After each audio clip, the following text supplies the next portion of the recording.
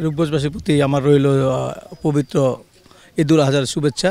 আমি যেখানে যে দায়িত্বে আছি, আমি উপজেলা ভাইস চেয়ারম্যান হিসাবে আমি রূপগঞ্জবাসীকে বলবো, আমি যে মনে করেন যে উন্নয়নমূলক কাজ আছে, আমরা জনগণকে পাশে নিয়ে জনগণের সহযোগিতা অবশ্যই কাম্য, কারণ জনগণ যদি সহযোগিতা না করে তাহলে কোনো কাজে উন্নয়ন করা সম্ভব নয়। তাই আমরা বলবো জনগণ যাতে করে আমাদের সহযোগিতা করে। পাশাপাশি আজকে আপনারা জানেন আমরা প্রতি বছরের ন্যায় এই রূপগঞ্জের আমরা যেরকম ঈদে আনন্দ উপভোগ করি, আমরা চাই রংধনু, আপনারা জানেন রংধনুর চেয়ারম্যান আলহাজ রফিক সাহেব তিনিও চান যাতে করে এই রূপগঞ্জের প্রতিটা মানুষকে আনন্দ এবং দুঃখের সাথে একত্রতা প্রকাশ করে তিনি সবার সাথে কাঁধে কাঁধ মিলিয়ে থাকার জন্য তার ধারাবাহিকতায় আজকে ঈদের দিনে তিনি আমাদের এই রূপগঞ্জে প্রতিটা ওয়ার্ডে 2-3টা করে গরু আমরা রূপগঞ্জে দিয়েছে।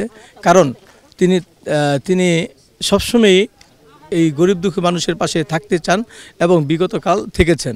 সেজন্যই এই ঈদকে আনন্দময় মুহূর্তে উপভোগ করার জন্য রূপগঞ্জে প্রতিটা মানুষ গরিব দুঃখী মানুষের পাশে তিনি ছিলেন এবং আছেন এবং ভবিষ্যতে থাকবেন। সেই ধারাবাহিকতায় আজকে এই রূপগঞ্জে আমরা যে একটা আনন্দ বিরাজ করছে, সেই আনন্দের পাশাপাশি আমরাও অংশীদার হতে চাই।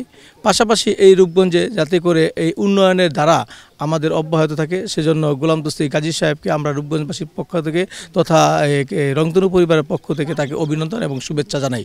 পাশাপাশি আমরা তার দীর্ঘায়ু কামনা করি যাতে করে এই রূপগঞ্জকে আরও উন্নয়নের সৃষ্টি নিয়ে যেতে পারেন।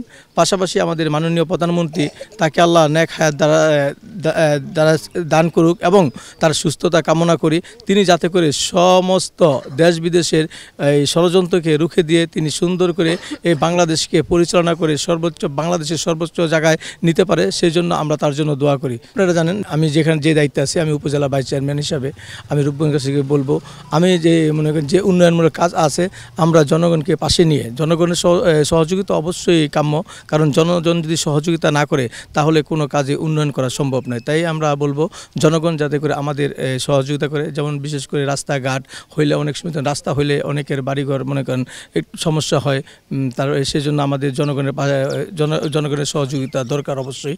যা আশা করি জনগণ আমাদের পাশে থাকবে। যে কোনো উন্নয়নমূলক কাজ, রাস্তাঘাট, তারপরে কালভার্ট, এখন আপনারা জানেন যে মাদকের সরাসরি পুরা বাংলাদেশে আমরা চাই রূপগঞ্জে যাতে করে এই মাদক মুক্ত করতে পারি। মাদক মুক্ত একটা বিশাল একটা চ্যালেঞ্জকে মোকাবেলা করে আমরা মনে করি যাতে করে এই মাদক মুক্ত একটা সমাজ আমরা রূপগঞ্জে উপহার দিতে পারি, সেই চেষ্টা থাকবে ইনশাল্লাহ।